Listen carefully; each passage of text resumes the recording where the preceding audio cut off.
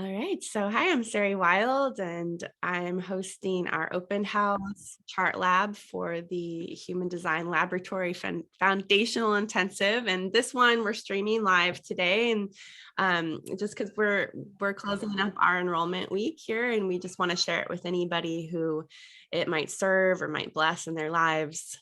Last week a we did a free introduction class. It's like 2 hours long, and it's got like when you first get into human design, or maybe even like people get years into it and still don't understand what's going on, or just spin out when they look at a chart. And it's not that it's for everybody to learn how to read charts, but for those of us that it does resonate, we're really excited to be providing this, the free resources, as well as this extremely accessible intensive for the month of July. So we have some people who are in the course live with us on the call. I just kind of sprung this on them, so they didn't know it was going to be live. So, I see a face. Hi, Cassandra. So yeah, like you all who are here, thank you for being here. And, I love to see your face. That's wonderful and helpful, and no pressure. You can navigate that as it feels correct for you, which is what this is all about. And so I'm hosting this today. Nova's here with me. She's my co-facilitator for this. She's teaching the classes on Monday, and I'm doing the chart labs on Fridays. So I'm coming to this. I saw one question in our community, in the continuum, and I love it because it's so it's something that I'm feeling into today as well, which was like about discerning. This is a splenic person, and I'm like, who was it that maybe they're on this call? Because now I'm not remembering names. But Alexandria. Yeah, I don't see her here. So which is the cool thing about this, because it's like, it's great to be on the live calls, but sometimes it doesn't line up with our lives, especially with this busy summer. Are you all feeling that? I mean, I think it's like the frequency of this year, like as we were coming into this year, I was like, whoa, this is year of fruition, which my spleen is going off at that. And then also, like, we've been locked down for 2 years. And so it's just like, yay, we get to do all the things. So all of these are recorded, and, people, you don't even have to be here for any of the calls. You can totally just submit questions and watch the recordings. And we've already seen that at work with people who are in time zones that don't sync up with the times of our calls. So I want to, just put this theme out there, and then I'll check in with the people here, and we'll see what else we have, what other questions or, any charts people want to look at. This is something that you can bring your charts to and ask me, ask Nova. We can all wonder about it together. So yeah, this question was about discerning a splenic authority with an undefined emotional system. So that's this is the center, the emotional solar plexus, which when you're looking at your chart, it's the triangle that's on the right side of the chart. I happen to have an undefined emotional solar plexus, and Nova, that's her authority. If you have a defined emotional solar plexus, that's your authority. That one trumps all of them. The emotional waves are the most powerful. So what I was feeling into for myself with that, and it was like the question that was asked had to do with like when she noticed herself making emotional decisions, but she's a splenic authority. So I'm also a splenic authority, and splenic authority is about survival, fear in the now. It's intuition, it's your immune system, and it can give you flashes of the future, but it operates in the now. And the emotional system is, the strategy, or for emotional authority, the advice is, the guidance is to wait for clarity. So to go through the waves and wait for that clarity. Now, I also have an emotional mind. So there's like a whole I love when I talk about the mind and I like naturally start doing this. There's a whole thing about having mental clarity too for me. So I do quite a bit of waiting in my process. But I also have a defined heart. And Nova had said something to me when we were talking once, because, there's just like so many sounds when Nova and I are on calls together, like, oh, and I was like, oh, I wonder if that's like because we're both undefined in the sacral center, which is the responsive center. And, sacral authority is like, oh, yeah, or it's just nothing. And Nova said, I actually associate those sounds with our hearts, like our defined hearts. And so this morning I had some things come up in my world that were like a little nostalgic, a little like some grief, some sadness, just some wondering. It wasn't anything that was like taking me out or down or anything like that. But I was just like, oh, wow, I feel this like weight in my chest. And I think in the past, I would have associated that with the emotional center. And I've done a ton of deconditioning with my emotional center to where I have a completely different relationship with emotions now. Like I used to feel like a totally crazy person, you guys. And then when I learned about human design and that I amplify other people's emotions, I was just kind of like, stay away from me, emotional people. And now that I've deconditioned so much, I've gotten so neutral with it. I love emotional people. I don't feel like hijacked by them at all. But this heart is like, this is a big heart I have. It's a tremendous heart. And it feels very deeply. So that's kind of the theme I'm feeling into today. And so I invite you to feel into that as well. And if you're coming to this with something else, that's totally fine too. But it's just like, and it doesn't have to be necessarily even about just the emotional center, whatever that is in you. It's like how our open centers like play through our defined centers. and also I think for me, I feel really passionate to say, like, you get to feel how you feel. It's like there it can be a little invalidating sometimes to like look at your chart and be like, I'm not emotional. Like, do I get to have emotions? Like, absolutely you do. In fact, I kind of use emotional people to feel my feelings sometimes, because it's like then I get access to my emotions. So I also have an undefined throat. So I can it can be kind of like getting on a train sometimes with speaking. So I'm going to stop speaking. I think I'm going to check in with Nova. And then y'all who are here, if you would pop any questions you have or any intentions you have for this call in the chat, or raise your hand if you'd like to speak it. Sometimes I'm just tapped out on typing. So that's cool. And just see where Nova's at and what you think, love. Hi, hello. It's so lovely seeing everybody's names and faces on the call.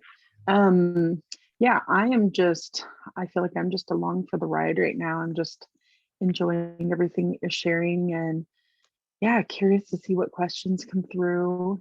I was thinking when you started talking about the emotional center, like trumping the other authorities, I was thinking of a writing that you did. I don't remember how long ago it was, at least a year, maybe longer, about the emotional center. And I was like, oh, I feel like I should go get it and read it. It was so good. It was so juicy. Or just maybe put it in a group or something. But yeah, it's so yummy. It really helped me understand my own emotions even more. Oh, that emotional authority piece I wrote. Yeah. That one really like struck a chord. Yeah. Yeah. I And have it you saved shared somewhere. it, and then another manifestor teacher picked it up and shared it. And so it went kind of mini viral. Yeah. Yeah. It was so good. It was so good. Yeah, I could find that actually. That might be fun to read. Mm-hmm. And yeah, I also wanted to, I saw that Lily asked a question, but before I open that, or before that, if you're up for it, I'm curious what your experience is when because you're splenic authority, when a transit comes in and makes you emotional, and if you have experience with long-term transits that activate your solar plexus for long periods of time, what your experience is with that. Mm, that's Mm. a yummy question. Yes, I have one Yeah. one experiment I did with it. I was I was I was in love and with this man who we make the 3536 channel together, which Nova has the whole thing. And then I also had gotten someone in the community, in the human design community, had been like, hey ho, everybody, like emotional weather ahead for like the next like 3 months, or it was a long time. And I was like, oh, okay. So I tried to warn this man because neither one of us have emotional authority, and I have a lot of experience engaging with it. Actually, in 2008, I went to psychic school, and that's where I was first introduced to. They were like, maybe everything you're feeling isn't yours. And that was like, so I went through huge physical deconditioning with that, just that idea. So I feel like by the time I got to human design, I still had some to do, but I had like gotten through the bulk of it. And and then I kept being drawn to these men who had actually, I was with somebody for 7 years who had the whole channel. So I was compromised in it. I did a little bit of writing about that this week. There's crisis is the gate that I have, or that's the shadow of it. And he would always usurp my crisis, like every time, to the point where we were actually like about to get on a plane to Mexico once and another time to Hawaii, and we didn't go. I ended up going. He did end up going to Hawaii with me, but like 3 days later. So anyway, it's fascinating stuff, the compromises. But I was recognizing with this particular man in this story I'm telling that he was really, it was really exciting. Like that channel is very exciting. It's really yummy. It's just like, it's literally like a roller coaster, it's wild. And he was loving that between us, but I could also see he was not very stable in it. And so when I saw the weather was coming, I tried to warn him about it, but I just had my spleen. I got this foreboding sense. I was like, this is it.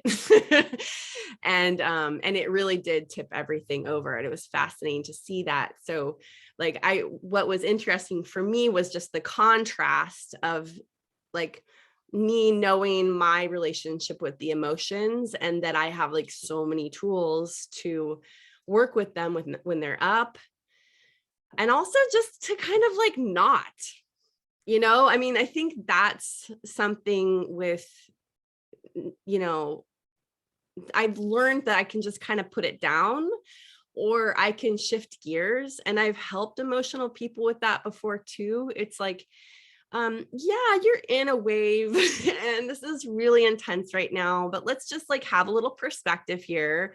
It's gonna change. I know you emotional people like tend to have really poor memories. And like when they're in, especially like the less time they've had in the experiment, it's like, um it's gonna be like this forever. And it's like that high on the wave too, like it's gonna be like this forever. And I see that that's where we who are not emotional, we get caught in that too. And that's a real recipe for disaster, because it can just change so quickly for you. I mean, you don't even have the continuity of a wave necessarily when you're undefined there. So yeah, I think that it's really a testament to becoming wise about a center that's undefined, because that's really what they're there for. Our undefined centers are there for other people. And so you'll see like, people who have undefined head and ajnas, like they can be the greatest meditation teachers we see have those, or don't have them. And like the greatest healers have undefined spleens usually. And it's not to say that, it's funny because my spleen's going off as I'm saying this, like, it's not to say that like people who have the definition, like don't have great gifts to share, because they absolutely do. But it's just like where you're undefined, and maybe you're feeling hijacked or helpless about that energy, just to remember, like you're here to be wise about it. You get to taste all these different flavors of that center, whereas people who are defined, they're fixed in that area, which is kind of funny to say for an emotional channel like the 3536. But yeah, I don't know if that answered your question, but that's what comes up. Yeah, so my question was, because the 35 is going to be in transit for years. And so anybody, or sorry, the 36 is. Oh, the 36. So, right. So, right. So whoever has the 35 is going to have the emotional center activated for years. At least till 20, what did we find, Cassandra? 2025 or 24 or something? Yeah, 2020 was the farthest my ephemeris went. Yeah, it was the farthest my ephemeris went, and it was still going. I think it's in Neptune, I think. And so I was just curious, like how that's going to feel for people that are splenic or any other authority, but specifically, I know you're splenic, so I was just curious how that, if you've had experience with like a long-term transit like that. And then while you were talking, I was thinking about something else also. I had, when we did aura experimentation with, I had a reflector that I did aura experimentation with one time in Austin, and she had some centers defined at the time because of the transits. And she noticed that she didn't have the same experience with those centers when than with the ones that were still open, but because they weren't activated by the transits. My grandson just came outside. And so, yeah, I've noticed for myself also, like when my G was defined, I didn't get caught up in my friend's G. Like she wasn't in like she usually was, and so like the transits also kind of like, give us quote unquote our own. It's not really our own, but it feels like it's our own, because no matter where we go, it's still there. And it makes us less susceptible, I've found for myself, and it makes me less susceptible to other people's energy there. I was just curious if you had, experience with that, and how to like navigate those emotional waves when, you have a long time that you're going to be going through it. Yeah. And Cassandra, feel free to add anything, because this is really your question I was asking. I just okay, that's why she's like, yep.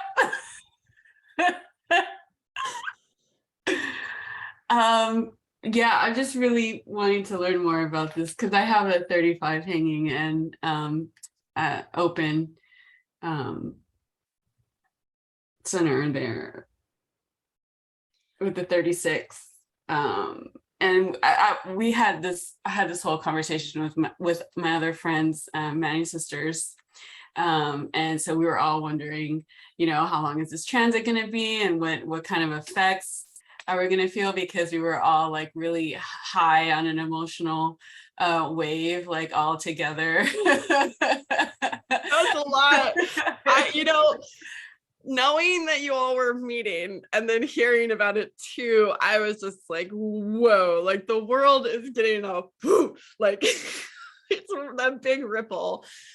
Yeah, so I think the way that I see it is it's kind of like when in Rome, when it's like when you feel helpless to it, like just get in there and freaking cry and mope around, or freaking like go crazy and have a party, or like, it's just like, it's so rich. And that channel is just, oh, it's so sexy. So, I mean, look at Nova, look at her. Like, it's so yummy. And then also this piece of like, I'm just gonna put it down, like I'm not gonna engage with it today. Right. I learned a lot about that actually when I was a birth doula, because it's like, women are in labor and they're just like, And when they start to spin out and they're like, "Fuck, I can't do this," and like, it's like we just need to shift their focus. Like I've been like, okay, do you see the fuzz on this blanket right now? Just Mm, like just shift. You can mhm. just shift. And that's where I feel the awareness is so helpful. Like the awareness of that emotional weather in that story was helpful for me, because it's like without the awareness of the transit, I mean, I think I'm pretty good at like kind of figuring out what's going on because I am so receptive. But like I'm really connected to the collective that way. Like one of my favorite pastimes was to like look at horoscopes like after, like the week after, and be like, I knew it. I totally knew all of that. But still, I think, the point of all of this is just the awareness.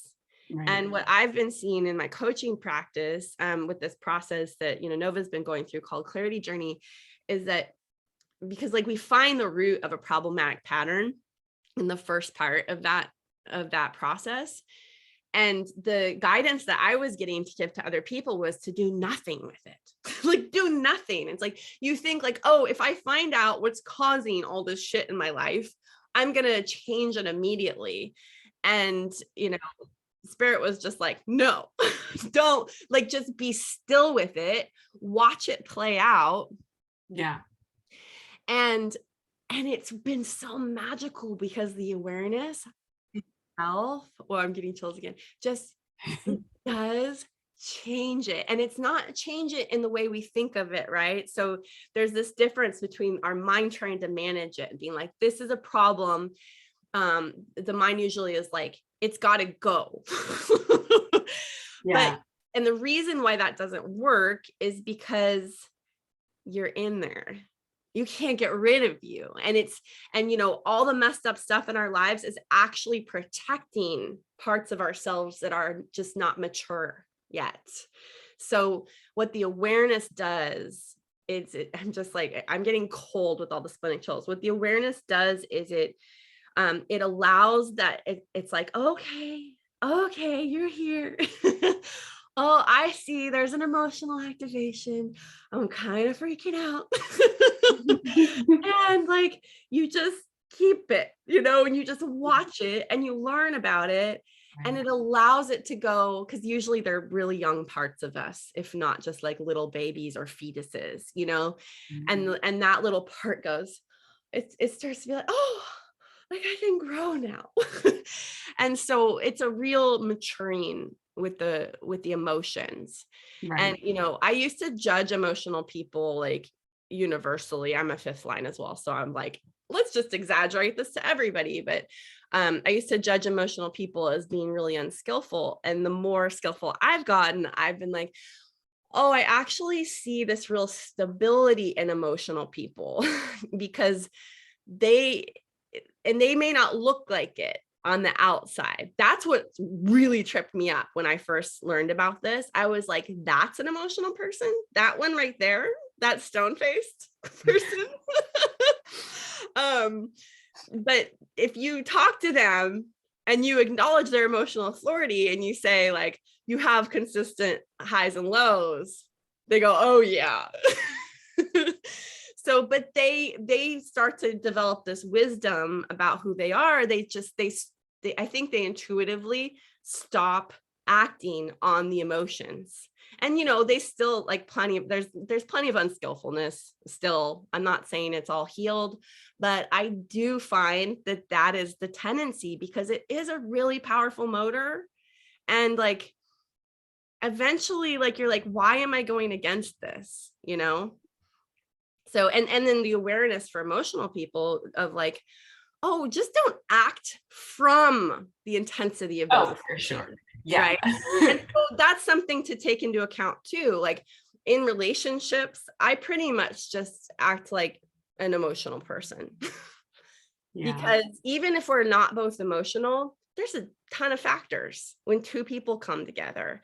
And Mhm. that can just take time, to have clarity between the two. So I think, yeah, like we can just all be emotional for whatever years.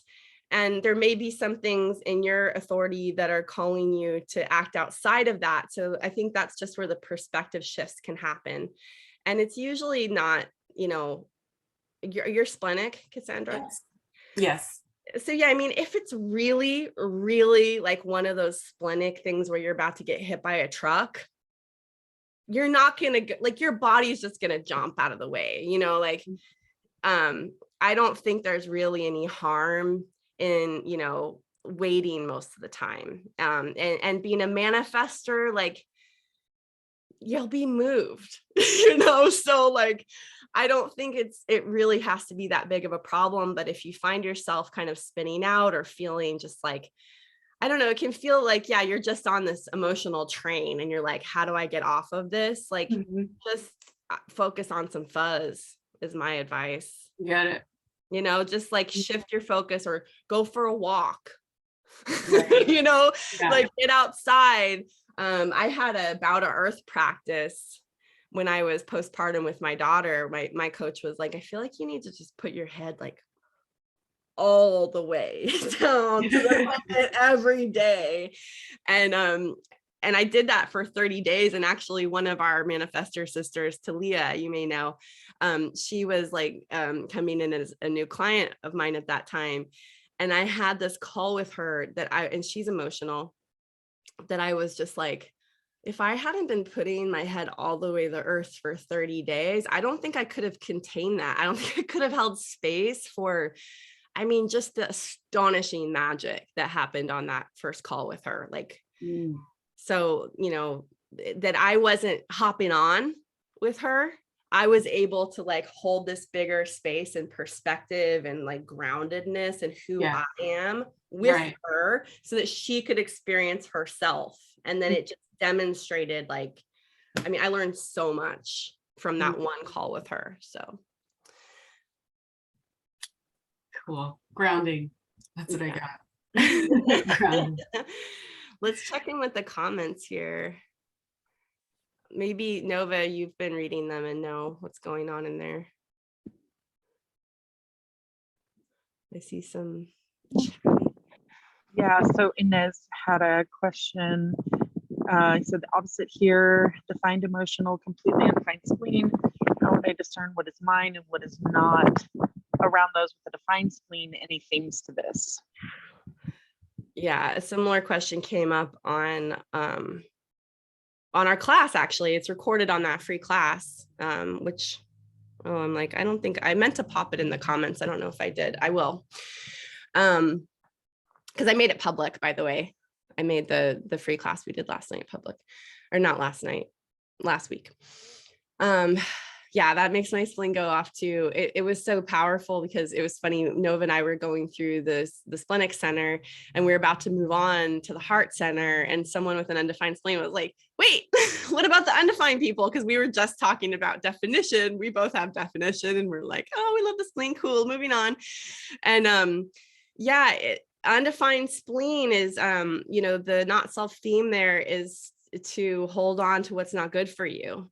And the thing to be aware of is that when there's splenic definition in your field, whether it's a transit or a person, that you might feel safe even though you're not.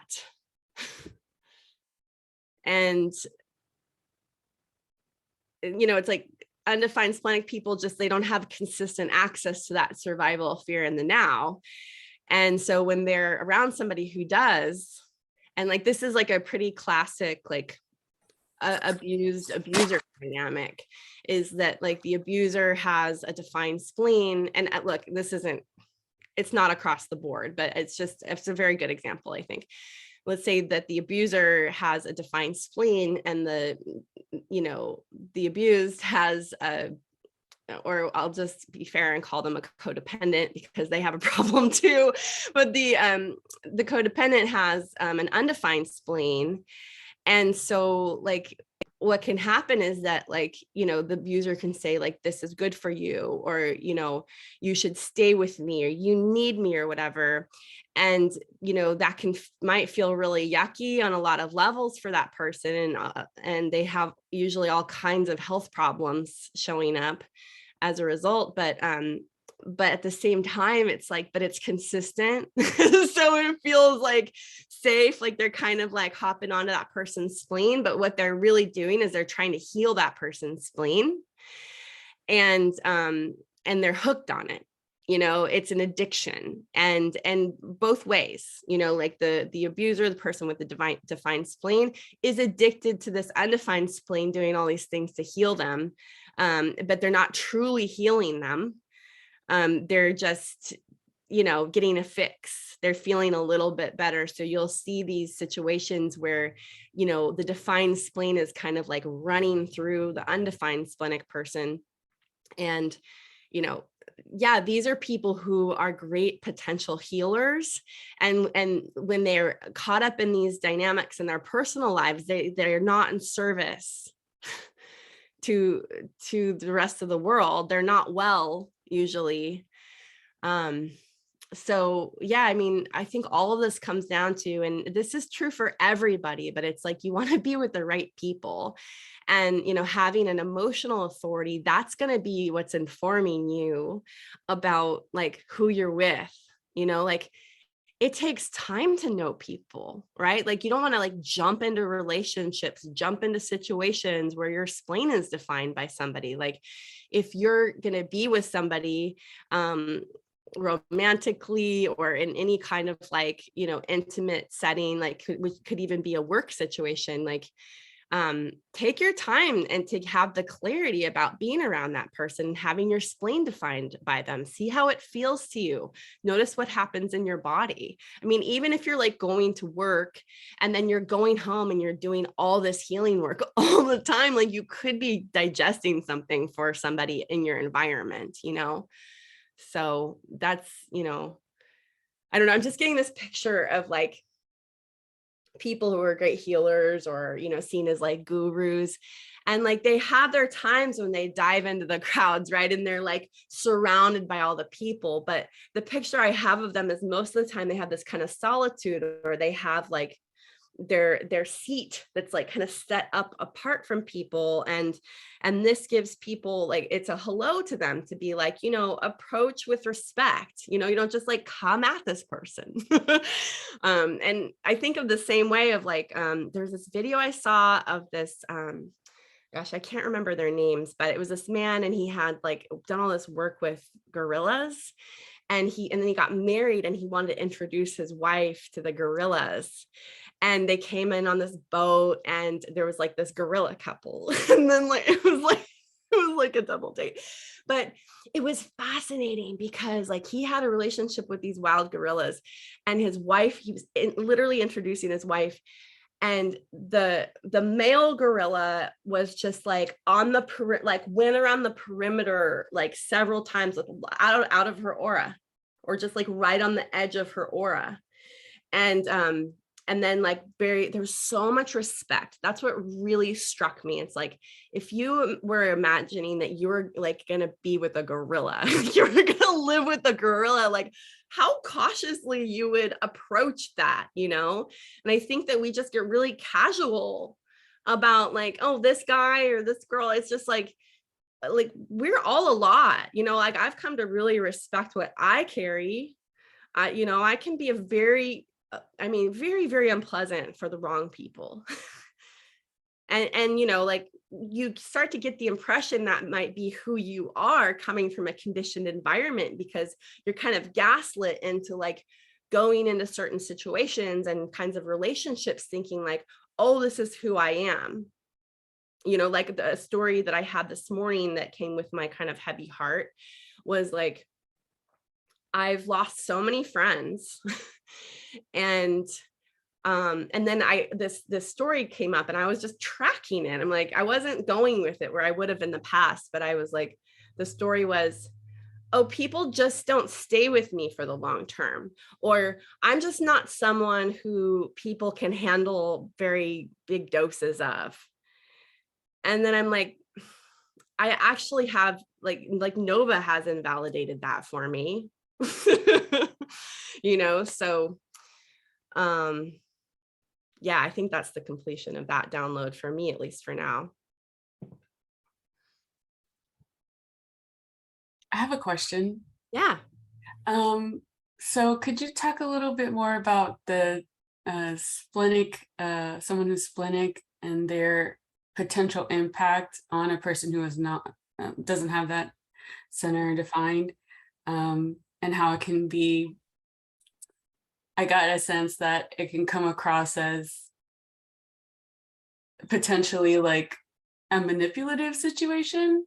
Mm, mm. Um, Potentially. I mean, I think that's probably the case with every single center in one way or another. But I mean, I when I was, due to have my daughter, I was like scoping the transits like constantly for like when her birth date might be.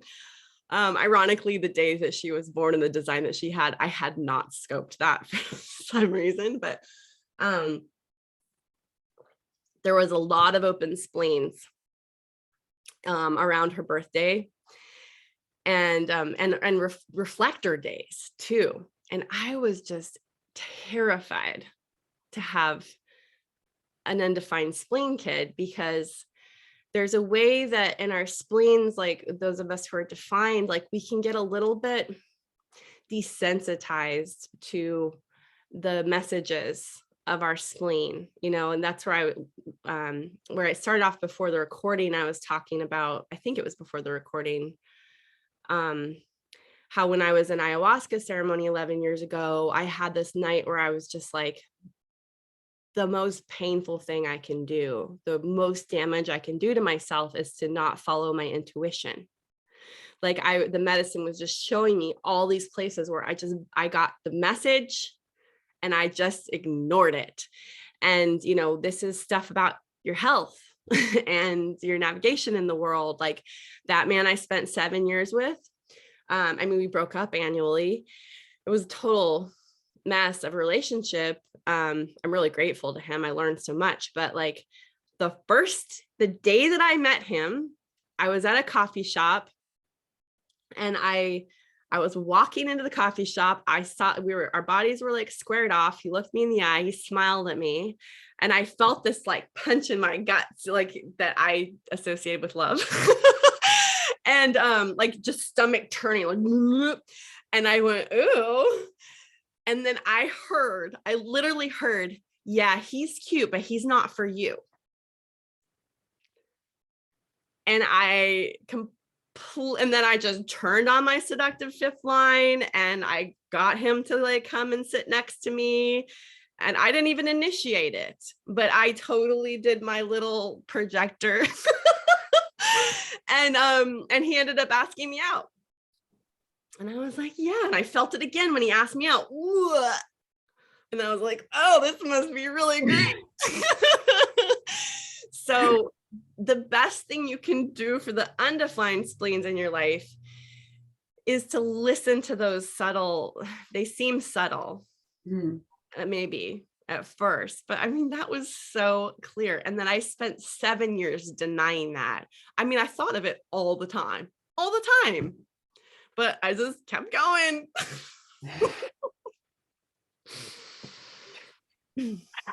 I do that a lot. I go back in situations that ended up a mess, and I was like, oh yeah, there was a little voice, there was a little sign, and I totally ignored it. Yeah. So and I was scared to have an undefined splenic baby because they would be amplifying. It was like all of the offness that I was still carrying in my system, which was quite a bit at that point. Like I was having a full on environmental unraveling. That little baby would have been really sensitive to that. And it felt, I didn't want to like violate this child. Like I'm like, ideally I would be a lot cleaner when I have my baby. And since I'm not, please, can I have a splenic defined baby? And I did get one. Yeah, but she's also a generator. I was really like rooting for a manifestor or a projector with a defined ego. I didn't get any of that. But our kids are our medicine. I feel, especially in this zone we're in, at being bridge people, we're a bridge species. Before the rave here, our kids are very much our medicine. So we tend to get exactly what we need. And I'm glad it wasn't the splenic ride. She's super sturdy.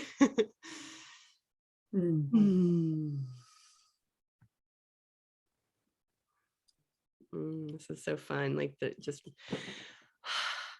I really like, I mean, talk about undefined centers. Like I have an undefined throat, and here, like Cassandra is a manifester, and so is Nova, and you're the two that I'm interacting with the most on this. It's like, yeah, it's just kind of like you can hop on a wave, hop on a ride, and just like ride the energy of that center, enjoy it, play with it, experiment, like see how it works, tinker around. And, sometimes that experiment with my throat for me is like not saying anything, but, I'm hosting this, so blah, blah, blah. I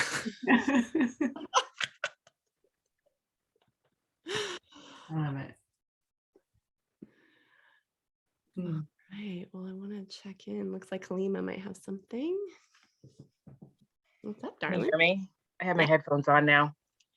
I wanted to comment on your story because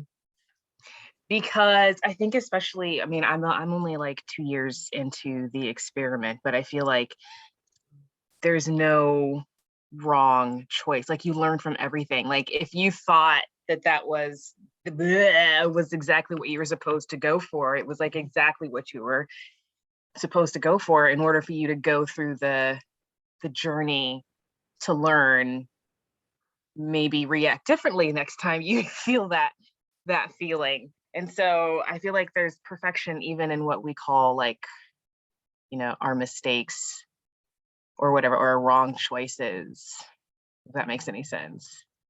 Oh, absolutely. I mean, I'm probably about to replay something you've heard a few times from me before.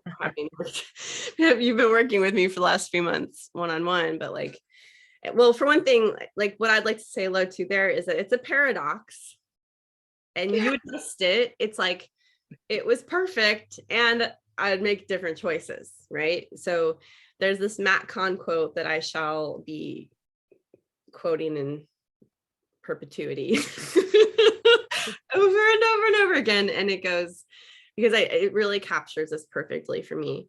On the journey to becoming the me I'm destined to be, if it could have happened any other way, it would have. Matt Kahn's a projector, by the way. Oh. And so what I love about that is it's like this deep forgiveness and respect and appreciation for what has already happened. It's insane to go on a mental trip trying to change the past. We're not going to change the past. It got us to right here where we are. Now, I think a lot of times we avoid really seeing the dynamics of the past and how they're playing out in our present because of the backlog of conditioning we have and deconditioning that would trigger. And so we just are kind of like, I'm just going to kind of try to keep this balance in a homeostasis. And I think that what we're really avoiding there is like our patterns of shaming ourselves and saying that we are wrong. So in that, on the journey to becoming the me I'm destined to be, if it could have happened any other way, it would have. It says like, I forgive myself for what I did. I'm grateful to I guess it's Ho'oponopono. I'm grateful. Thank you for what I did in the past. I love myself for it. I'm sorry. And I'm right here, right now. And I don't have to project that into the future. Like now with those patterns, like we may repeat it, but once you have the awareness, it's pretty hard to go back. and I have this warning label on my work. I share with people, like, there's no turning back. Like once you see this stuff, you can't unsee it. And at the beginning of the journey, when we're like really suffering, usually we're like in some kind of crisis that drives us to deal with it. And that's that feedback from life, right? Like with what I was talking about with the emotions, like if you're an emotional person and you're trying to like fight your wave all the time, like you eventually just learn because your life just kind of pins you down and is like, I'm the authority, bitch. Like deal with it. It's like, why is all this crazy stuff happening? It's like, because you're going against your authority. So that awareness of the perfection of it, I like to call in the paradox, because it's like, and I think we have to be very, very careful, especially as guides and teachers, that we're not saying that, and because it's really easy to offer that as a bypassing tool. And so that's not going to help, but it's like, now that you can do it differently. And it really is perfect. I mean, look at the, even just, I was reflecting in one of my posts about this course that, I wouldn't be creating this course with the passion I have right now,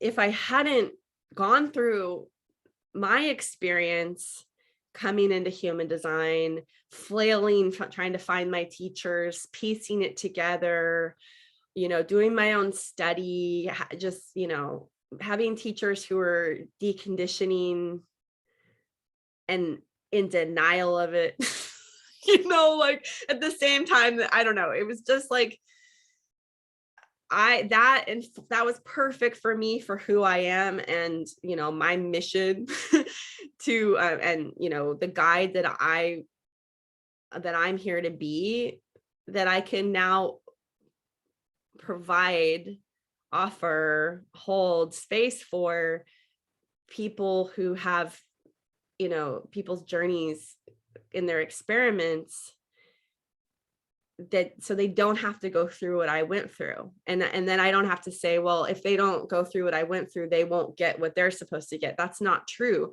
We're here looking at like the quantum spectrum of the timelines here, so that it's like, well, imagine if I had somebody like me, like where would I be now? Like what might I have created if I went through it from a healthy place? I just happen to have, I have the channel of transformation. So I transformed through that, and I continue to, and then I'm healthy, and I'm transforming in health, and I'm transforming in health. And, here's where my heretic trip begins, but I am very practical. But my thing, what I see is that is heaven. We are in heaven. And with our awareness, and as we climb this quantum ladder and come into more and more health and more radiance with who we actually are, and are able to, relate with one another from that perspective, like we get to be so creative. We get to like stop spending our energy on all this resistance and survival. And like we get to the business of being creators. And celebrating the differences in who we are and how that all fits together. Like Nova initiated that we have the continuum on our own platform. And I've just been kind of marveling, because I think we started that in March or in the spring anyway. I had just been doing things on Facebook groups, but like Nova was like, if I'm going to do this, it's got to be off of Facebook. I was not trying to start a platform. I was not at all. And now that we have it, I haven't had the energy to go in there and like interact very much. But I just noticed this morning, I was like, there's like this part of me that's just like leaning back and just relaxing. And I just so trust what's happening. And I know Nova is like, she's grounding in our community space, and I dip in, and I think I'll probably have a surge, and I'll go in there, and then I'll start a bunch of stuff like I do. But like for now, it's just I'm like, oh my gosh, what if I don't actually have to be like this huge community leader all the time? Like I just wanted a place to share my deeper writing that I didn't want to put on the open seas of Facebook, so now I'm just waiting for the time when I get to like do a bunch of writing once all my tech things are off my plate. So there's a rabbit hole. Expect rabbit holes. I also wanted to say, oh, go ahead, Helena. I was just going to, I don't know, go off, I guess, on my own rabbit hole because someone said, who was that in the chat? How would I discern what is mine and what is not mine? And I guess they were talking about specifically the spleen, but I think that's such a great question. One, because in my chart, I have none of the motors and I don't know, like, I don't know what that means for me. And two, like I keep bringing up this experience that I had a couple of days ago with this doctor who decided, I don't know, it was really weird. And in the moment, I don't know what his chart was or anything like that, but he did one of those things where he's like, I don't know why you tried to do natural plant meds or anything like that. Everyone just needs to do what doctors tell them to do and all these other things. And I'm sitting here and I'm like getting, like, looking back, because like you, I have that defined mind and I'm always looking back and like, I should have done it this way and I should have said these things and then that would have shut him up and all this other stuff. Yeah, she has the 6447 as well. So we evaluate the past. Yeah. And but it's in the moment, great. in the moment, I'm like getting mad and I have like all these retorts and I've like got all these things that I could say. Oh, and I then know so well. Yeah. Yeah. And then, there's that part of me that kind of freezes at confrontation too. And I just try to like calm things down because he was a vet and he had my cat and I wanted the cat back, and Wait. and I was like, because I was like, has your cat, or did I miss something when I looked away? It was a vet. He was a veterinarian. Oh, and so curbside. It was your doctor. I missed that. Yeah. Yeah. And so it was like, he said he brought up, he was like, what did your mom tell you to try that? Is that your mom? And he told me the story about his mom and how she had done something to him when he was a little boy. And he told me this really off-color joke about the real reason why dinosaurs are extinct is because there wasn't a veterinarian and like all these things. And I was like getting so heated because I'm like, I'm so sick of people. Like, I'm so sick of science. I think Nova was calling it materialist science the other day. And I was like, I'm so sick of science telling me like literally plant meds have been around forever. And I've got all these different things that I'm like pulling. And then I'm like, none of that even matters because that's not what I'm here for. Like, I'm here to figure out what the fuck is wrong with my cat. Like, that's it. And afterwards, and I told him that I was like, well, I just need to solve the problem. And he was like, well, I have no idea what's wrong. It's over my head. And I think that's interesting. Hilarious. I think that's interesting because later, after I had calmed down, I was like, I bet you none of that had anything to do with me or my cat. Like, he was feeling some kind of way because he didn't know. And I mean, and not to be, this is going to sound really fucking like generalistic and like maybe slightly racist, but he was of, I don't know what exactly, but he was like Indian or Pakistani or something like that. And I know they can be very kind of like macho in their feelings. And like, maybe he was thinking like, oh, these stupid women, they're always trying to, tell us what their instincts and their emotions and their plant meds and all this other stuff. And then he just threw it all on me. And it probably really didn't have anything to do with me, but I got caught up in it. And it's like, so how this is do why. I Wait. Yeah. For the clarity. So like I just mentioned briefly earlier, I'm not emotional, but I have an emotional mind. And so does Halima, and so does Nova. Nova also has emotional authority. But like, can you just see all the places she took that, like the highs and the lows and the like, and the like the passion and the all the feelings about it? Like, that's why. Wait. Yeah. And you did a good job of like wait a minute, I'm just here to solve this with my cat. And you say that you informed him, which I think is a great tool for everybody to just be like, oh, I'm here to solve this problem with my cat. And then he goes like, after I just gave you all this information about what an authority I am and how people don't recognize me. Yeah. I'm going to tell you, I don't know. And so, Yeah. Yeah. that's But it. it's just And like, that's if I all could the just, information you really need, right? yeah. Is like, I mean, you have all this other information because you're a projector and you have way too much information about everybody, but it's like, is that pertinent to what I'm doing here? Like at a certain point, I realized like, I'm not even going to analyze people and look at them unless I'm invited.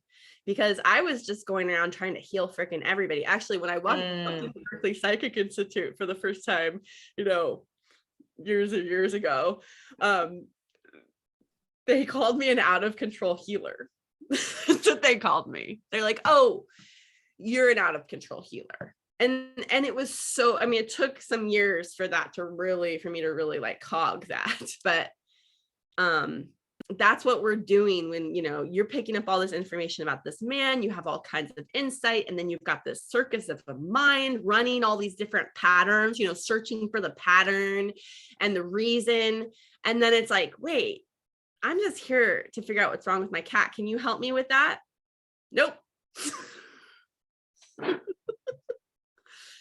And so that's similar to how we can just kind of step off of the wave. Or like if you're emotional and you're in the wave, just shift perspective a little bit, just something that can change your state. Like you can dive in, or you can take a step to the left, This is the left for me, but I'm like, so I'm curious what you had, Nova. Yeah, I love that. There's a couple things that I wanted to say. One of them is, as a third line, I have a 1-3 profile. The third line, like, I am very familiar with the process of making mistakes, right? Must make them mistakes, right? And the learning that comes from it. Yeah, that's what came up for me when you were talking about your previous relationship. And I mean, I have a defined spleen and I get these splenic hits and I don't, I go up in my mind and I talk myself out of it. And then at some point it all, comes to a head, and then I can look back and go, oh, I saw this all along. And, and it's all just part of that learning journey, right? Like, yeah. Just I was because thinking you about see it in the beginning. So maybe that's a big difference right. between splenic people and emotional people, because like Mm-hmm. you might have seen in the beginning that, Mm-hmm. the answer, but you can't really act on it until you have the emotional clarity about Emotional it. clarity. Yeah. Yeah. I also, And that's so I have about psychics, because it's like, I could accurately read, your destiny on something. But if you just like in the moment, if you're emotional and you in the moment take my, you're like, oh, well, this is right for me. I was feeling kind of nervous about it, but it's right. So I'm going to do it. It's never going to feel right. Yeah. And that's something that I learned even before human design. When I was with my son's dad, I remember getting the splenic hit that like our relationship was done. And then I had to roll it through waves before it was the correct time to actually act on it and do something about it. And that's, I've got what I call my counsel, because I have a defined spleen that gives me information, and I have a defined ego that also, gives me information. And it can take my ego some time to disengage from a commitment, so I get the splenic hit, and then my ego's like, oh, okay, we're pulling back now. So it takes a little time, go through the emotional waves, and then by the time I get emotional clarity, like a messenger on a horse, like and usually by the time my emotional center, I get clarity, then my whole system's like, okay, cool. Like I got the trifecta of clarity and we're like ready for the next thing now, and then we can move forward. But there's definitely a lot of, waiting for me because of the emotional clarity. If it's something has an emotional charge, I need to wait that out until I have the emotional clarity. My spleen can give me that, that intuition, but yeah, it just takes time. And then the other thing I was thinking too, when you were talking about, Helena, when you asked, like, or I guess Inez actually asked, like, what do you do? How do you know if something's not yours, right? It's like, if I feel myself getting caught up on somebody else's trip, and I'm like, it can be really helpful to take a break or like auric space from somebody once I catch it, And I mean, I have said this before, I'm infamous for being like, I need to go to the bathroom, even if I don't have to, just to like physically get away from them, right? And like center back into myself, and then get clarity within myself about what it is, where I am at in this. You know what I mean? What is and isn't mine. And then, I mean, I also have a third line body, and so getting breaks helps me, you know, chemically process everything and then like re-enter into that bond with more See, that's clarity. universal wisdom though for everybody. Yeah. You know, Yeah, it's like totally. especially something that's good to know about third line. Yeah. But I really Yeah. see that running through. I found that Right. extremely helpful in my process. Totally. And that's the thing with the 1-3s, is that we're here to like do all the things that don't work and find what does to help other people, to give them to other people, you know. And that's one of the things that I've learned, is just, if I find myself caught up in somebody else's trip, to take space and like really center back into myself and feel like, you know, feel back into myself and empty them out. I know, you know, the first key when it comes to being aware of if something is yours or not is knowing who you are and what you're made for, right? And knowing where your open centers are and where you might be picking up energy from other people. So when you're aware of those things, like I know I have an undefined G. So if I feel myself getting caught up on a you know, a journey with somebody, I need to check in with myself and be like, okay, hold on. Is this actually correct for me? Or am I writing somebody else's journey and it's not correct for me, right? So I can imagine it's the same with the spleen, right? Like if you're finding yourself, you know, the not self theme of the undefined spleen is sticking with things, you know, longer than they're good for you, right? If you start to notice that your health is suffering or whatever, like taking a space from that, getting clarity, feeling into yourself, and then being able to feel into that energy differently, right? And that's the Yeah. key with awareness, is like, for the first step is just knowing what is yours and what isn't yours, so that when you're around other people, you can notice the themes that are happening, and you can, you know, oh, okay, like for people that are undefined in the emotions, if they're feeling really emotional, and be like, oh wait, I'm not made for that. Like that's not, you know, I'm probably picking this up from somebody else. And we take some space, center back into myself. And then when I re-enter into space with this person again, I can show up as the, you know, what we call the unattached observer, right? In those undefined centers, we're here to be the unattached observer of that energy. You know, we're not made to attach to it and feel like it's our own and, you know, act on it, right? And we're just meant to like observe it, to notice it, and just let it, you know, let it do its thing without us getting all involved in it. So yeah. And it's like I was really seeing the dynamic there, because it's like, as Cassandra and I were talking about defined spleen people and having that awareness and respect of the impact we have on the undefined, look at how often we hold on to what's not good for us. It's not just undefined, it's actually that the undefined is extra sensitive to that. So if you're getting into the conditioning field of a defined splenic person and they've been holding on to what's not good and they haven't been listening to their intuition, then like you're gonna, you know, your spleen's gonna be sensing all those places where their spleen's off. And if you're in a codependent way, which is like, I'm going to fix you so I can feel better, you're going to be getting hooked in with their stuff, you know, which is where boundaries are just so important. I mean, as an undefined splenic person in that situation, I would recommend getting clear on like, how are the ways that you're willing, able to, is like good with your system, or you're clear about like how you would help someone with their messed up defined spleen, you know, that they've been abusing for however long. Because I mean, you know, if you've listened to Ra talk about the spleen, he says like, you know, this is what allopathic medicine is here for. It's like these splenic people who have been, I actually haven't heard him explicitly say ignoring their splenic authority. He makes it sound like it's inherent in the spleen, and that's actually not my experience of it. But it's like when you're going against your spleen, these are the people that like, they drop dead one day and everybody's like, but they were healthy as a horse. What happened? Like, no, they weren't. And somebody with an undefined spleen could have felt that right away. I want to I see David Leake is here, which is somebody like from my past in Santa Rosa and yoga community, and he like really encapped, and I actually have David in my chart hoard, I'm pretty sure. Like those first couple years of my experiment, I just was like, birth info, I need your birth info. And I have like probably hundreds of people, I don't even know who they are anymore, but David said, and I see you popped onto video, so you're welcome to come on, that I want to read what you said. Feel the emotion, harvest the info and intelligence they hold, just don't become the emotion. That sounds pretty wise to me. That's like a pretty good assessment. I don't remember what your authority is. I mean, I could pull up your chart right now, I guess, but do you have your chart in front of you? Connection. I don't think I've ever had my human design done before. I've been curious about your work, and I just had to hop on and listen to you wax eloquent. So I'm just doing that. I don't know what it is. I'm January 11th, 74, and like I think 6:54 in the morning or something like that. Oh, okay.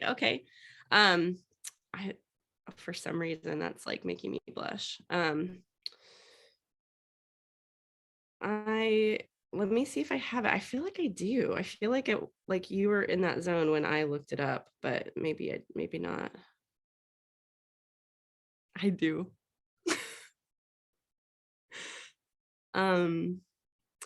Oh yeah, because remember we did laughter yoga at my little pop-up studio. We did that one thing and we were talking about doing some of that. Yeah, so you have a completely open emotional center. So see the wisdom that just popped through him and how succinctly he listed that. And yeah, you're a generator with a defined spleen. Thanks for the illuminating. Thanks for the information. Very cool. And he's a 1-3.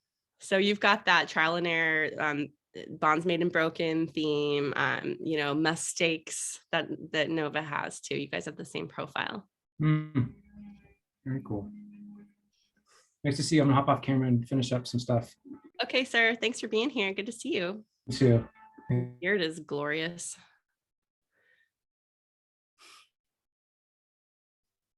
All right, so I'm feeling to slow myself down here a little bit and take some breaths.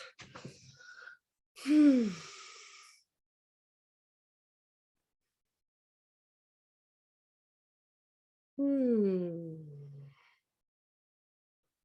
I'm gonna check in and see. I don't know if anybody's on. Yeah, I don't see anything on Facebook. I had said I might let people in if they messaged me, and then I was like, that probably was unrealistic, but I was upfront about it.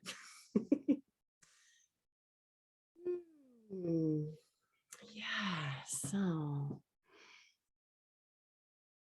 let's all just feel our bodies. It's a lot.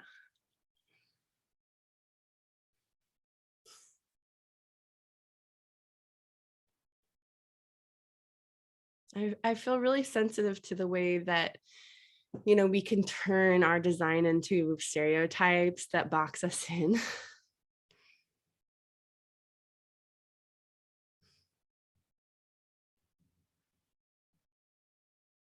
And I also have been really sensitizing myself about generators in recent years, like being a projector in the experiment, we tend to just kind of cluster up with our projectors, and maybe a few manifestors make it in there. Probably a lot of manifestors have initiated projectors to get into design, I've noticed. And in those circles, especially like with the bitterness that's being digested early on in the experiment, for most of us, like we can be like, we're the most sensitive, like we're so sensitive. But what I've found is that it's actually the generators who are the most sensitive beings on this planet. And that's who they are. They are sensitive.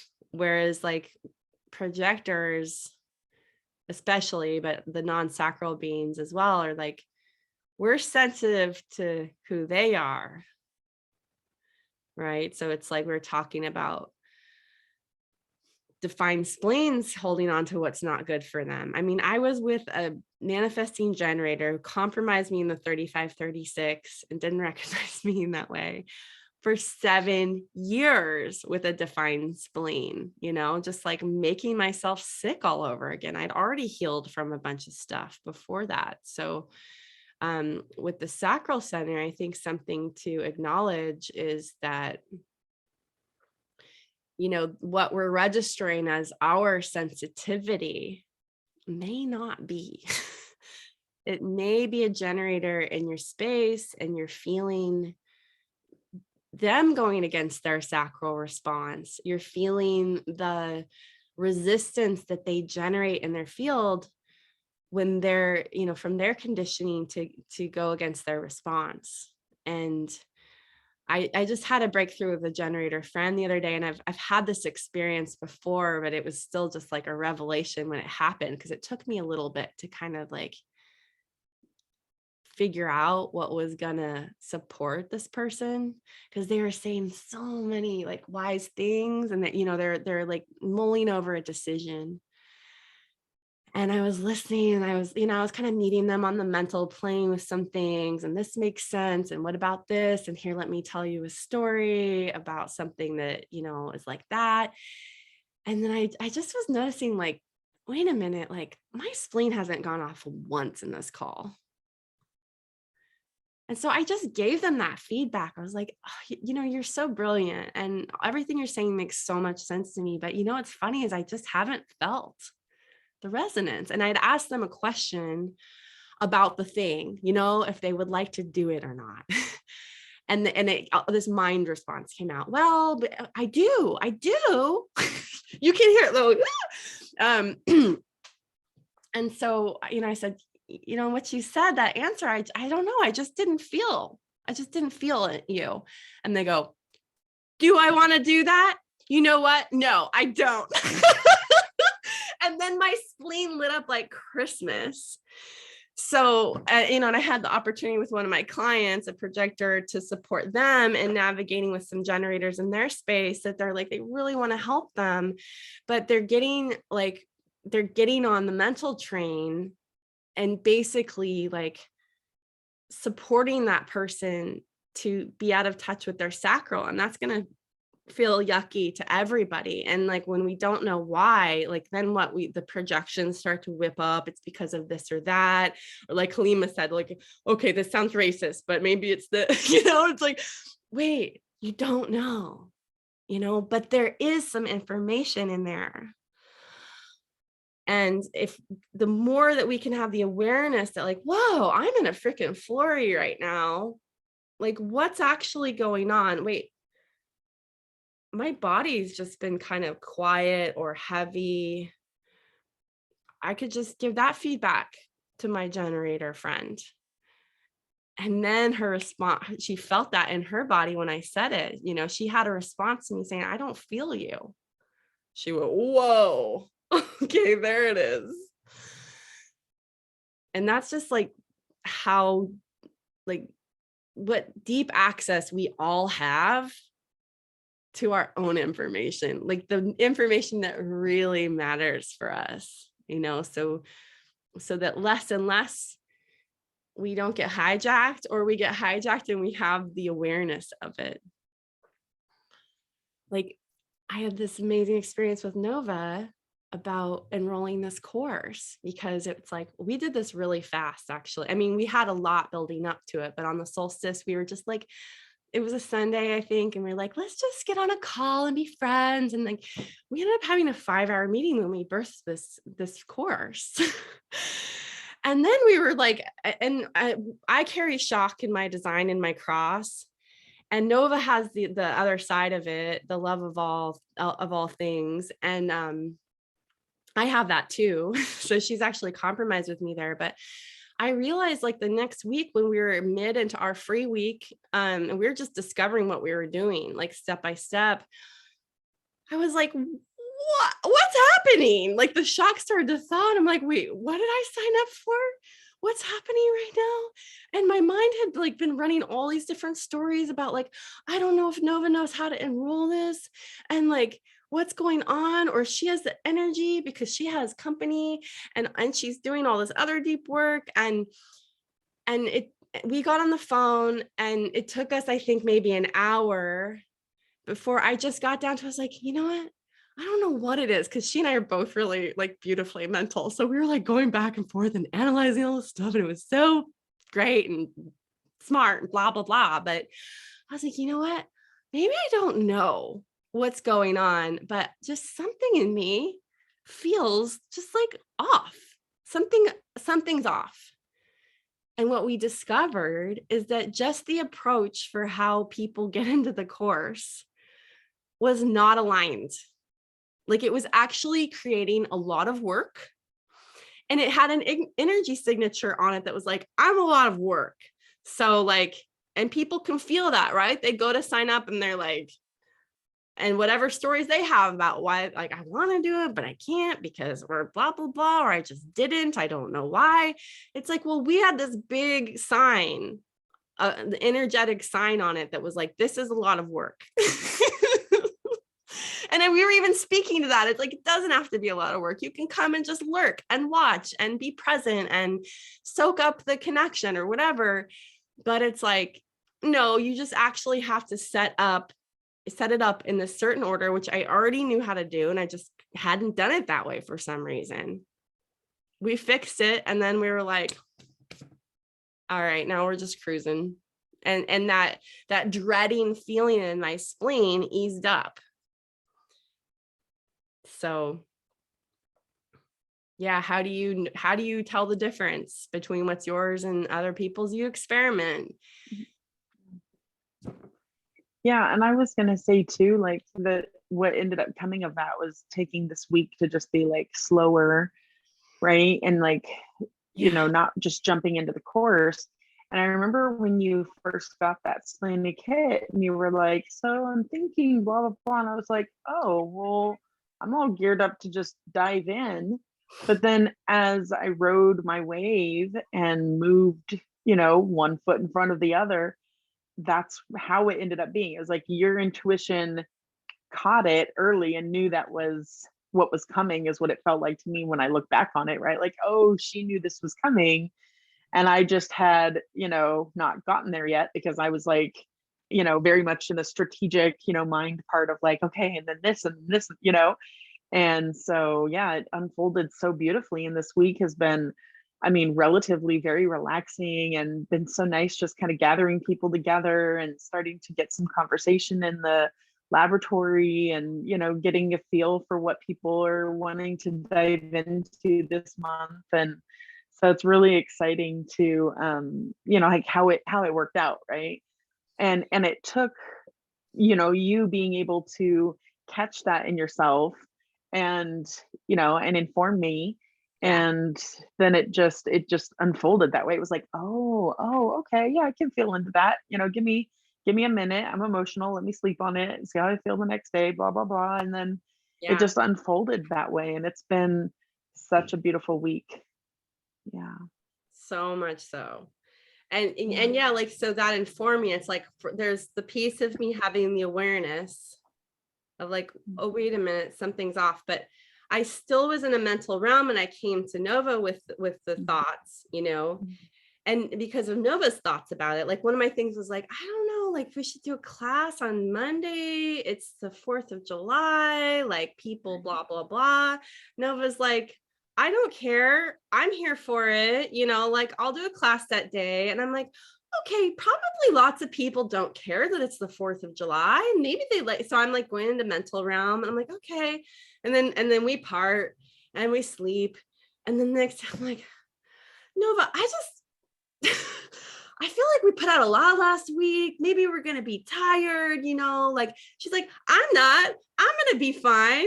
I'll show up for it. I'm like, okay, you're right. You know, she's like, you don't have to be there for it. Cool. That's fine. I don't have to be there for your classes. Okay. We sleep on it again. I'm like, okay, what is going on? And, you know, our personal things wove into that because we're friends as well. And I'm facilitating clarity journey for Nova. So that's going on. it was, and I have perseverance in my cross as well. And so I really see that it's like, I kept persevering with you and informing you. And at the end of the day, it's like, I'm having this feeling, and we did kind of circle into that on that call where, finally I was like, oh my God, it's the way it's set up. Like, I don't want people going right into Mighty Networks, because then I can't track them and get them the email of the stuff. Like, it's a total like administrative nightmare for me. But it just came down to me going, okay, Nova, I don't know. I mean, maybe this is just something going on with me. Yeah. But I have this feeling. I'm informing you, I have this feeling. And like, that became some soundboarding for me, as well as your recognition of me, that it just all of a sudden the solution popped into our awareness. And what I love about this, like the, kind of overarching theme here, is how when we can show up and we can get correct, how it makes things correct. Yes. Yes. Right? Because human design is all about the mechanics. And if you have a gear that's off, then it can't work. And so when we get correct, it just corrects things. And the thing that's so nice about it is that sometimes what it corrects is that something doesn't work. Like, oh, when I'm correct, this doesn't work and it doesn't happen. Like Monday's call. I woke up all ready to do it. And realized I hadn't informed anybody of it. And it would have been like a last minute informing. And I was like, okay, never mind then. We just won't do it. Like nobody. Part of my recognition that I kept informing you, that was part of like the information I was getting. And it just wasn't getting in there to Nova. It just wasn't. Right. So, but thank goodness it didn't, because like we got to have this experience of ourselves that like, if she had just been like able to hear me, I mean, how beautiful are the dynamics here, because just because you're informing doesn't mean that it's correct for the manifestor to hear you or do anything with it. That's, exactly.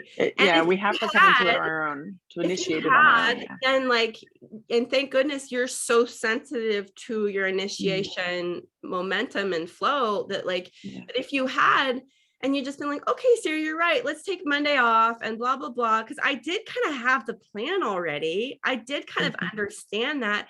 But I still don't know that we would have understood the problem with the website flow. Right. Yeah.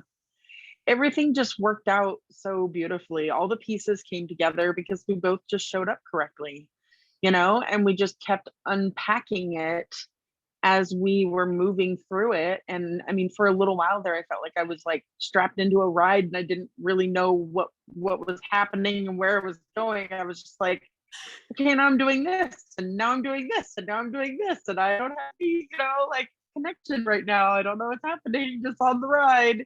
Yeah. And then when, then when I came back into myself and was like, oh, okay, so this is where we're at. And it just, it was just so beautiful to see how it all unfolded as we just came into correctness, and how things can get off and then you can recenter back into yourself and into correctness, and it all just flows. And it's been really a beautiful journey doing this with you. And I love that, like, this is what we're doing, this is what we're quote unquote teaching, you know what I mean? Like this is what we're talking about, is these mechanics, authority and, type, strategy and different things like that. Like it all just, that's what we're teaching. And we're having the lived experience, of navigating these things together, because this kind of thing is new for us. We've done other things together, but we haven't done like a course, co-facilitated a course together. So this is new for us. And I'm grateful we built the foundation that we have, so we could just, show up in this way and and figure it out and, navigate it in this really correct, beautiful way. And I'm really excited about, what is coming from all of this for people.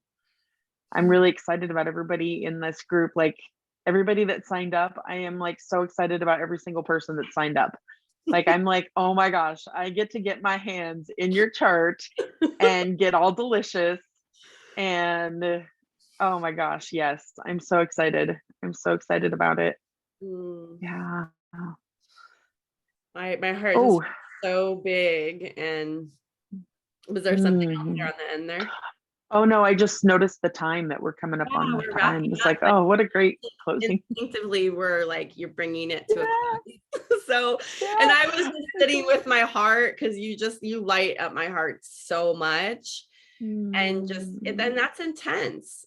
And it reminds me that there's this, I think my one of my greatest heartaches is about like when the misunderstanding that we can have when we have bad feelings, Mhm. that it means that something's wrong. Right, Like right. between you and I, like there were some feelings that were like, wait, oh, something's a little off, or what's this or that. Mhm. And in the past, like, I mean, and I've literally had courses that I was putting on with partners that didn't Mhm. happen because of these Mhm. feelings and either party's inability to presence with who they are. Like even right now, Yeah. for me, my ability to be with the tremendousness of the sensations in my own heart as Nova's speaking, like I would have spun out on things about that in the past, or been like, is something wrong? Is something wrong with me? Or projected onto the other person. And so, and then we make all these stereotypes about who we are and what we can do and what we can't do. And so a lot of deconditioning is just like, you know what? Like, I don't know. I don't know what I can create. Like, or I get this guidance about like what it is to be a projector and what waiting is, and that I'm not supposed to initiate. But like, here I am with a channel of initiation with a manifester who like constantly is like, I'm so grateful for the initiation you bring into my life. Like, what is that? Mhm. Which sets off my spleen. So Mhm. that's really what this space is for. That's what we're here for.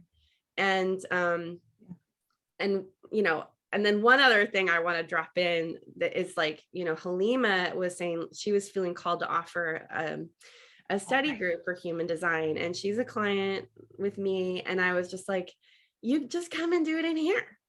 You know, like you don't have to be like out there on the front lines by yourself.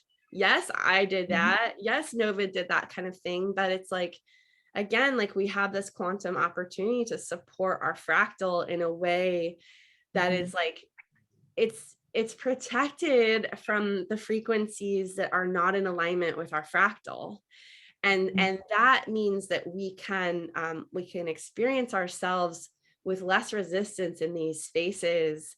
And it's like, you know, whatever's going on in the collective, and the vibes that aren't vibing with you, like they get to be, we don't have to do anything about those, but we can, and we have created this bubble Yeah. that, you know, if you just would like a little bit of a rest, you can Yeah. just step into this field, you know, and it doesn't have to be this Yeah. course. We also have the continuum, and we have free trials to that for people to just come and experience that, because it can take a little thawing in our nervous system, you know. Mhm. But it's like you can rest, you can care about how you feel, you know, you can have some information about other people in this space, and we can relate about it or not, or you can sit with it. Yeah. I'm so grateful to myself that I persevered to this point, because there were like a million places that I wish I could have just been a normal person and just like fit in with the conditioning. And like, because of this heart that's so intense to have in myself, and then you can just imagine the people who have undefined hearts who feel this, especially when I was not in alignment, like the kind of shit shows that would pop. But like this heart just would never let me. I tried really, really hard, but it would never let me. So I know that each of us has like a unique gift that is just in our being. It's just in your existence. It's just that you're in a body, that this earth gets to receive the gift of you. And so it's like you can have these spaces to recover from your experiences in the past, until you're ready to start to experiment in the creative zone. And maybe you're in a creative zone now too, and that's great as well.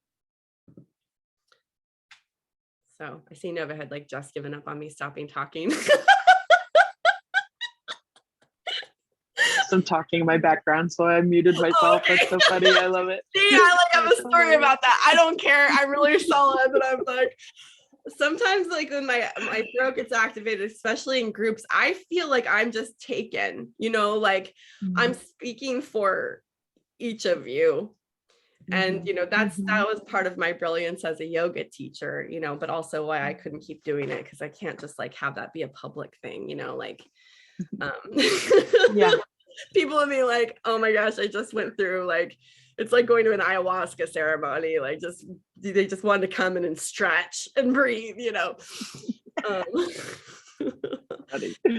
really important, really important to me that people receive integrative help with their initiations.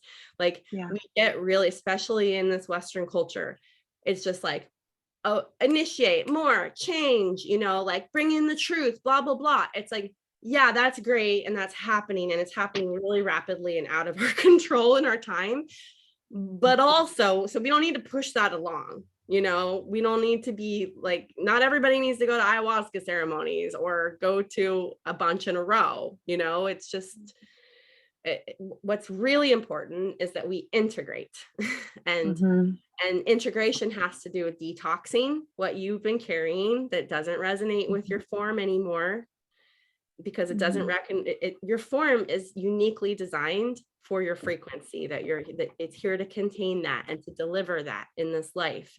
So your form is going to be, if you're coming from a very conditioned place, you're packing literally toxicity in your body.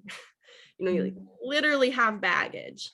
And so sometimes integration looks like throwing up, looks like pooping a lot, it looks like cleaning your intestines, it looks like sweating like crazy, it looks like shaking. Like there are very physical things that can come up with that. And what I see is that when people are just trying to hit initiation all the time, which is kind of the warning I had in that post about manifesting generators. I mean, I didn't explicitly say it, but it's like, there's a way that the way that those beings are can just be like, hit it. And that may be correct for them.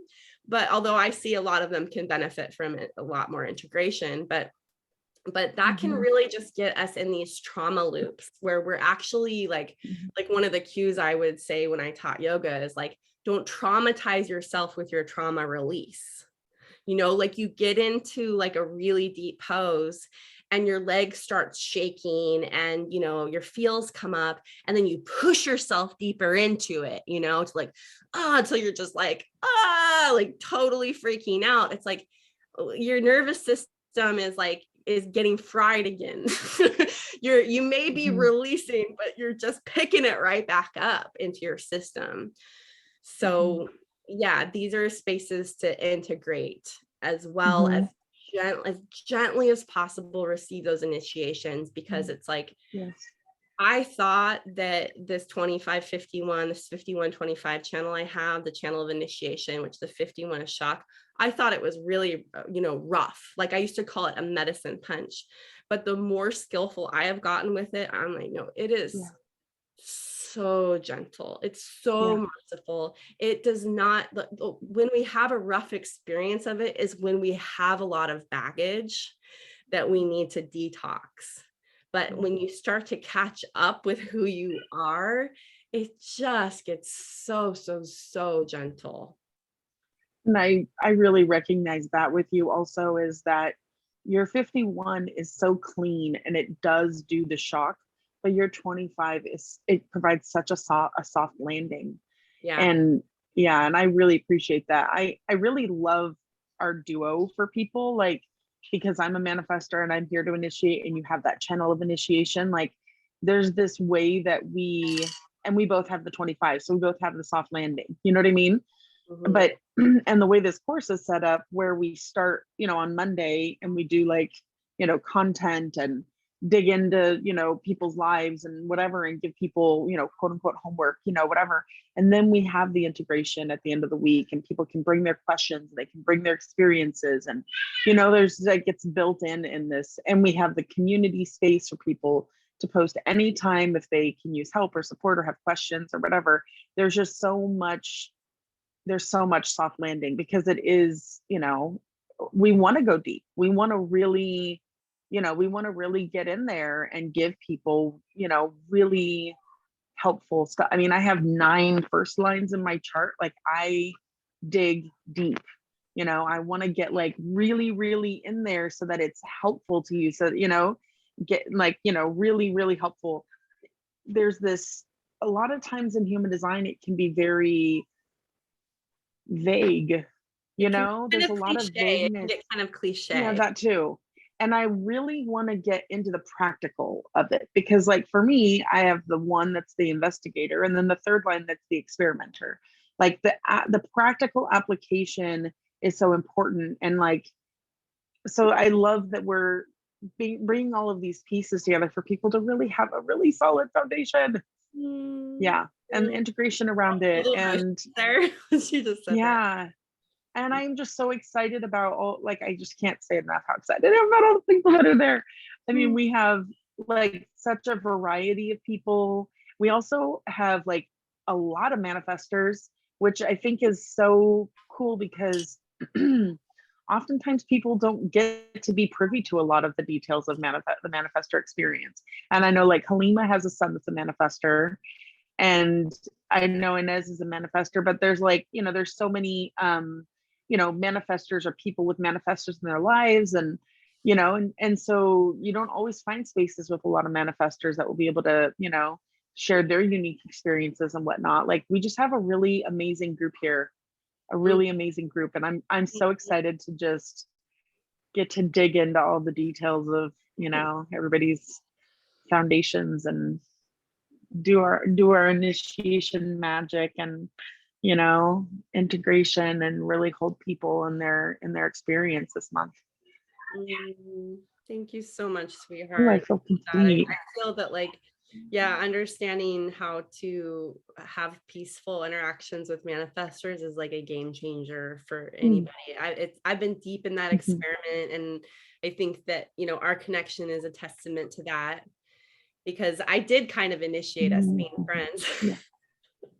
But it was a real slow approach, you guys. Yeah, it was like a year of audios back and forth, and kind of I mean, we both have this first line in our profile, so we were building a foundation, you know, over time. Yeah, I basically led with recognition. You know, I was just Nova, that I thought she was really cool, and what I loved about her, and, you know, and then I was like, then I have some ideas. If you'd like to hear them, you know. And he was like, I would, but after I get through this trip, and then I would like to tell you the story, you know. And I'm like, okay, I'd like to hear it. And then she's like, I'm not ready to tell it yet. And so anyway, it's really helpful to know, and it can be, you know, just make everything so much more smooth and lovely. Yeah. It's been really beautiful also, just the ways that I felt really free to be like a full manifestor in our partnership, you know.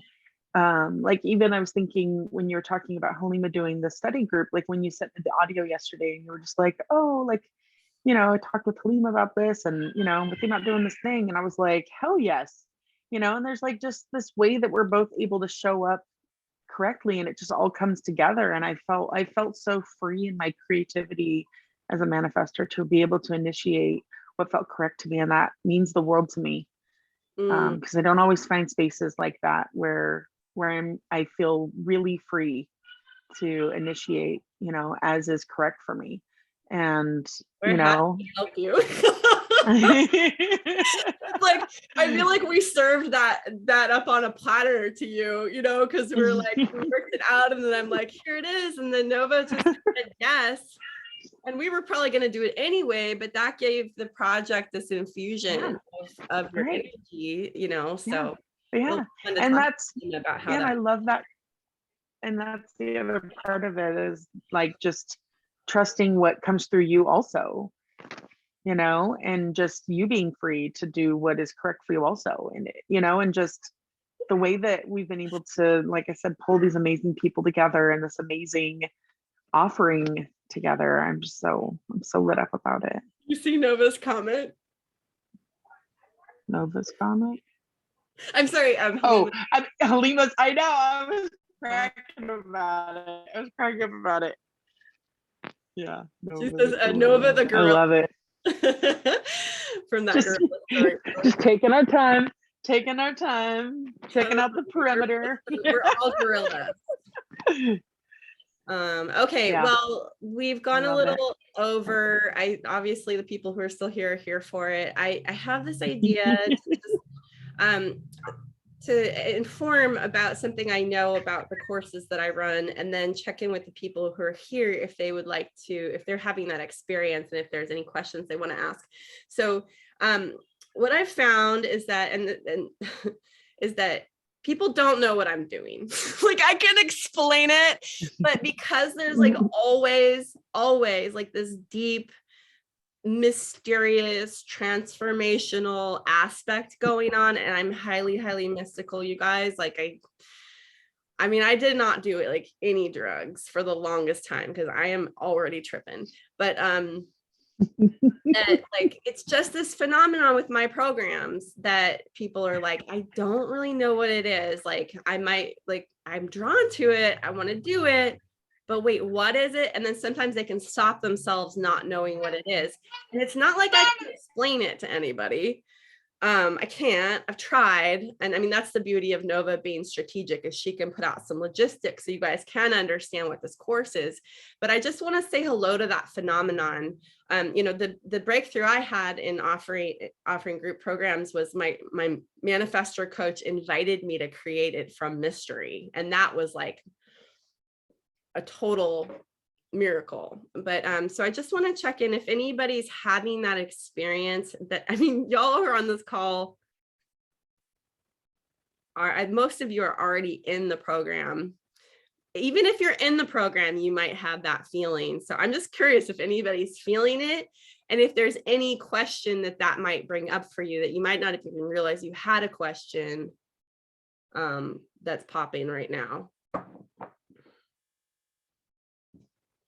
Everybody's like, we know exactly has anybody had that experience in the approach to this and interacting? You feel that way, Jill? Yeah. And Jill just signed up today. Oh my gosh, I'm so glad Jill's coming. When I saw her here, I was like, oh, I want to reach out to her because I really hope she'll join us. I really love seeing her on call. So yay.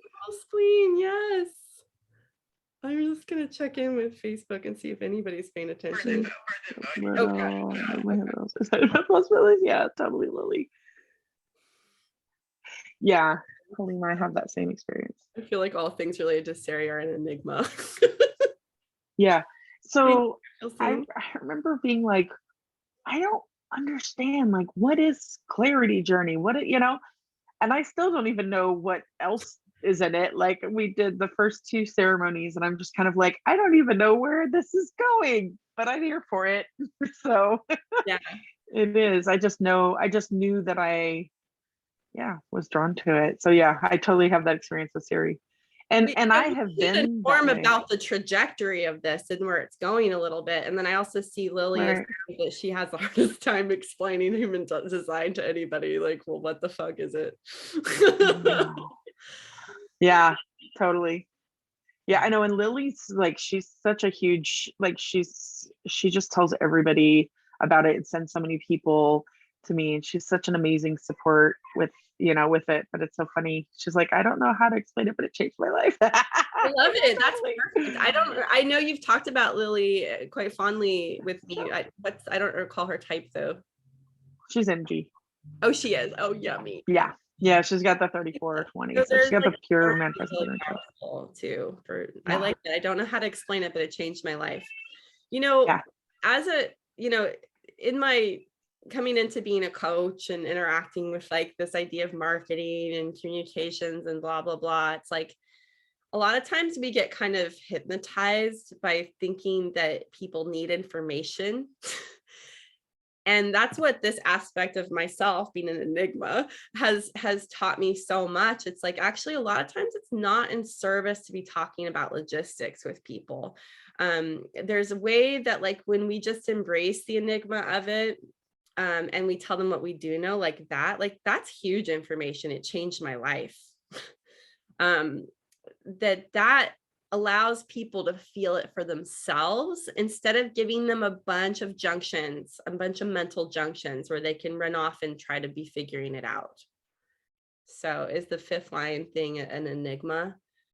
I mean, I think that's what I've been in the practice of, because we have to be practical to be successful as fifth lines. So, and that's what I've been persevering in, is like, well, okay, how do I practically serve people from mystery?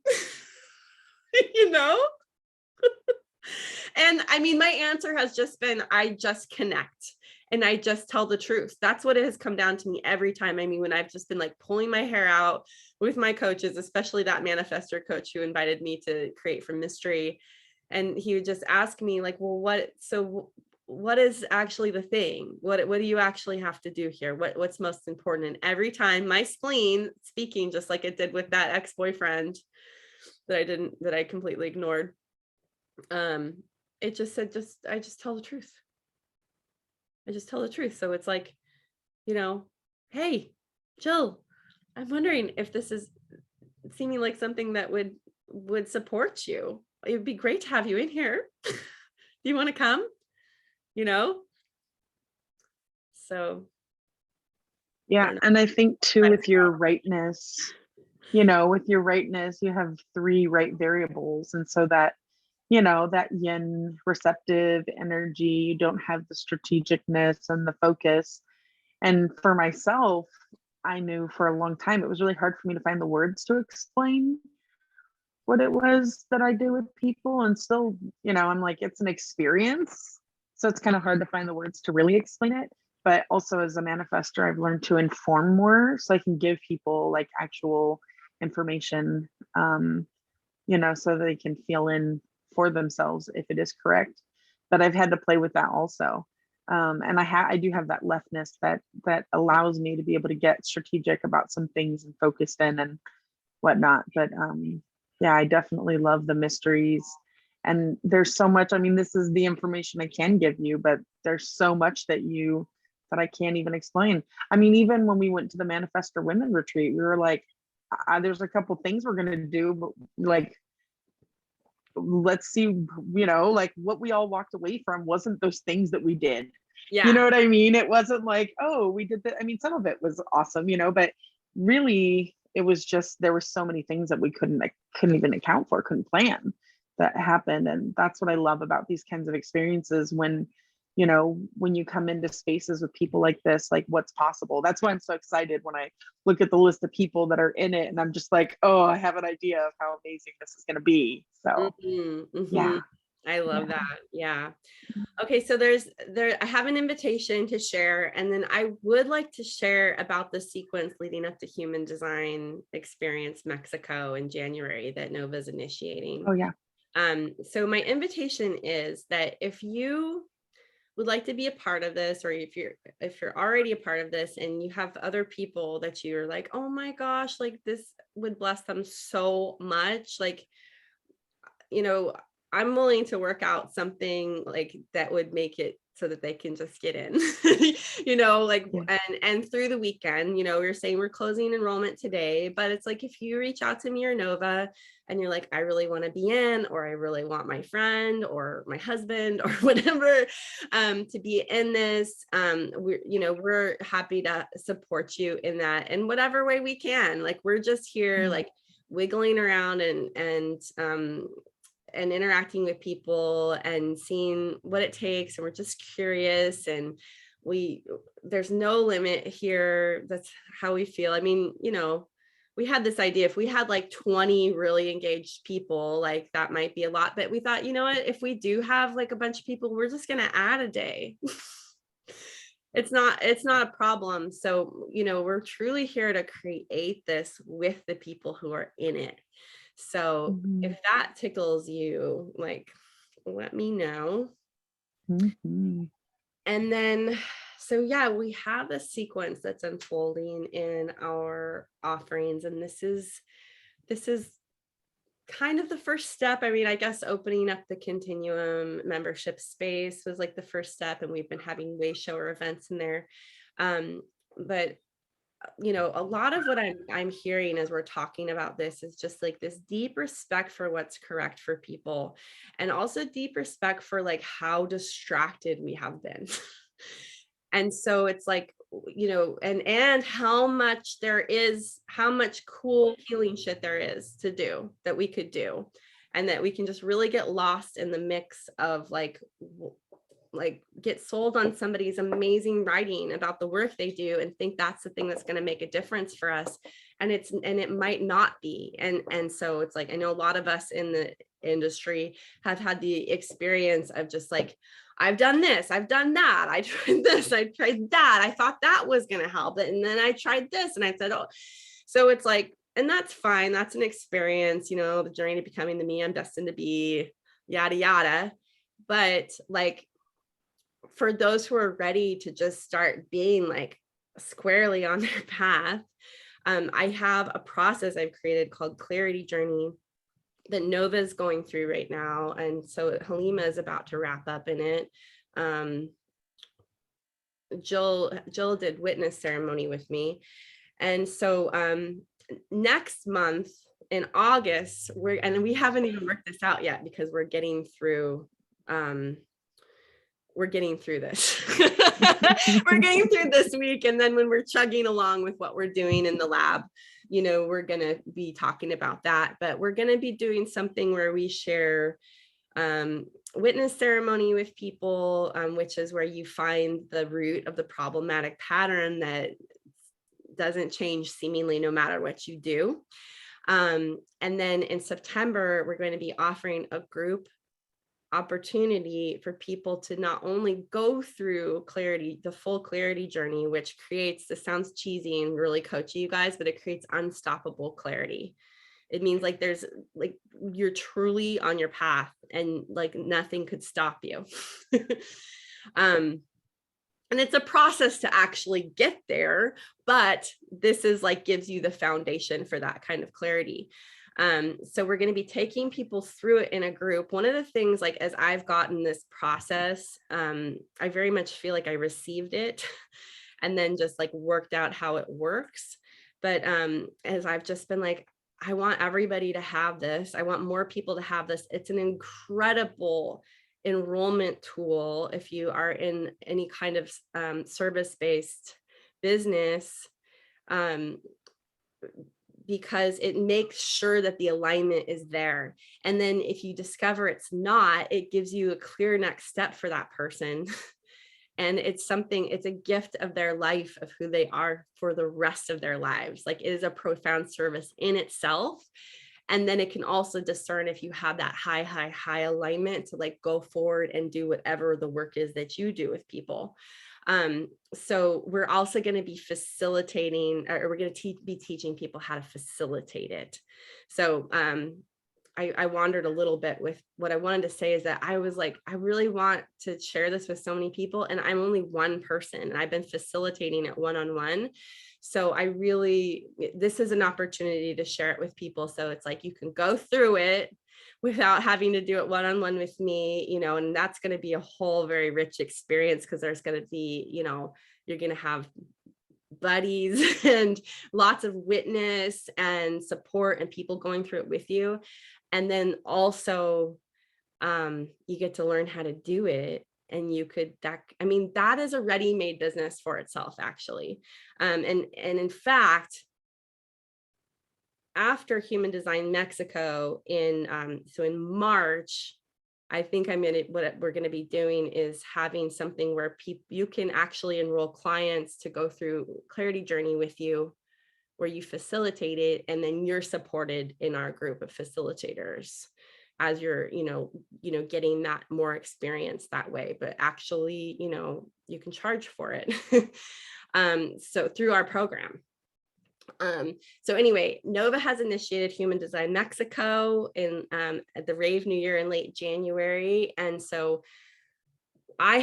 she asked me to facilitate some things. I'm going to be doing some movement things with human design. And then I also have this really freaky experiment I'm not going to go into right now, but basically, like, the people who are on in the sequence with us who make it to Human Design Mexico, like, we have a really, really juicy experiment that we're going to be doing there. So I'll let Nova say some things about that, and then I think we should go. We're a half hour over, but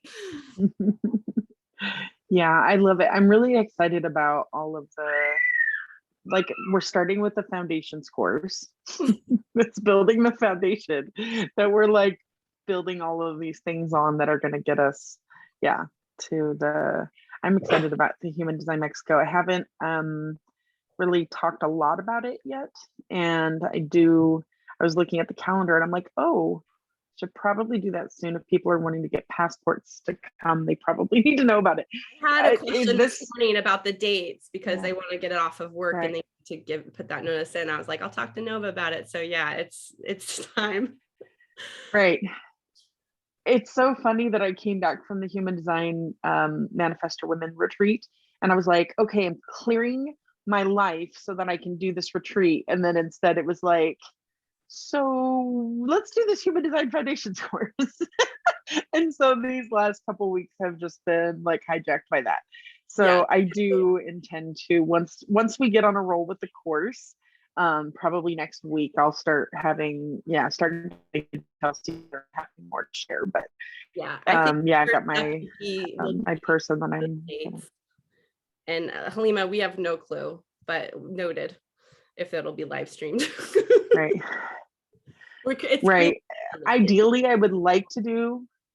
Right. Ideally, I would like to do something like that, but I have to see what the technical stuff is, if that's going to be a piece to it. And the other thing is, it's called the Human Design Mexico experience, because it's really about the experience of it, like being there, and the aura experiments, like so many different kinds of aura experiments. And it's something to really experience for yourself. So maybe we can live stream a couple of presentations or something, but it's something to actually physically experience. Yeah. It's just one of those details that is not going to be clear until we're way closer. It's not something that we're leading with like a selling point, because it's really small. It's like 40 people is what Nova's imagining. It's so that it's a very intimate thing. And if I could see that if we get like a lot more people who want to come than that, then we might be looking for some other ways that people can be involved, if they're not like on the deep track, the people who are interacting with us now are. So, and I also want to say that so this came to me when I was in Mexico at the venue that I'm going to be hosting this. It came through me. This is for magic initiation moving through me. This is not something I'm wanting to do. This is something that wants to be done, that is coming through me. And originally what I envisioned was a huge event, annual, an annual event that's like, festival style, big, so, if you can't make it this year, like there are, I don't know what it will be, in future years, but it's definitely something that I'm like, I'm 1-3. Like, we're gonna have this experience and I'm gonna learn from it, and then we're gonna do so, the next one, and then, and just keep growing and learning from the experience. But there's just so much magic and to be part of it is I want it to be, I'm tribal. I'm a tribal manner. And part of it is I really, Maybe your I reception mean, is when like we have really the wobbly. I don't know, like they're warbly can you hear me? connection. Oh, you know what? I turned my Wi-Fi off because I was outside. I don't know. Can you Just hear me now? yeah. Is that better? Yeah. Okay. It got better But when yeah, what I was gonna say is, okay. Yeah, what we experienced at like the Manifestor Women Retreat, it was the first one ever. And we realized like we created like, a foundation. Like we are going to get together, all the time. We don't know if we're going to bring other people in. Like this is our thing now. We were the first, and we have this really solid bond because it's the first. So who knows what will happen with the manifest or with the Mexico kind event. of mastermind vibe that I haven't quite seen how that plays out, but that's kind of a similar feeling I have about it. But yeah, this is the first year of doing all this stuff. So, it's cool. Like, I think it's a certain kind of person who's involved on this level, who does these kinds of things with us. And you know who you are. Or do you think you might be that person? Like, I'm just asking the question because Totally. if you're pretty sturdy with the unknown, or you're willing to be in the unknown, like there's a lot of really juicy opportunities spaces we're creating. So we're in the unknown very much. Like I have these ideas and my intuition is giving me peeks into the future, but I have no idea when or how and what the details are going to be. Like I just know it's going to be fucking amazing. And I'm excited for whoever it feels correct for to join us, because it's going to be. I'm so excited. There's no word. It's just. When I went to give that person some dates, I looked at my calendar and I'm like, I don't know, because I have like 2 or 3 weeks blocked off because of all you and I are doing that are like not necessarily the experience. So well, we'll be talking more about that. Thank you everybody for being here. Our doors are open. We're very approachable. We love to connect with people. So you're welcome to come to us with questions, or if you want some presence around your process or whatever. And one of the things I like to say hello to is that, like, just because this is like a really low cost offering, like, doesn't mean that it's you might have resistance to joining, and it might be important to address that in order for you to join. There's a way that you might just be like, oh, well, it's not that big of a deal, and why can't I just do it? It's like, you might need to voice that before you can come in. Like it is a big deal, to embark on your experiment and or to be in it and then go deeper in it, or to connect with other people and engage in the experiment and not just the information. So I think my desire is that people just really respect the way they feel in this process and know that, like, there's support for you that doesn't hinge on you having to do it. Like, we might be able to find something else that that we're doing or other colleagues of ours are doing, which is what the continuum's all about, by the way. It's like we have this referral network, this network, mentorship network. So anyway, I just want to drop that in and stop talking. I have this like smoky quartz. I'm just like, help me. Help me. That's hilarious. All right, y'all. I'm gonna stop the recording and the live stream, and then I think Nova and I probably want to jam out a little bit. Yeah, thank you guys for sticking through longer than the time. It's so nice to have you here for the whole thing. I look forward to getting to know you all better inside the laboratory, and we won't be streaming the calls on the next one, so you can just freely be our container. Yes. Okay, bye. Looking forward to connecting with you guys. Bye, Cassandra. Bye, sis. Mhm. Mm-hmm. Love her. Bye. Bye, Helena, Lily, Figure out how to and stop Anna. this.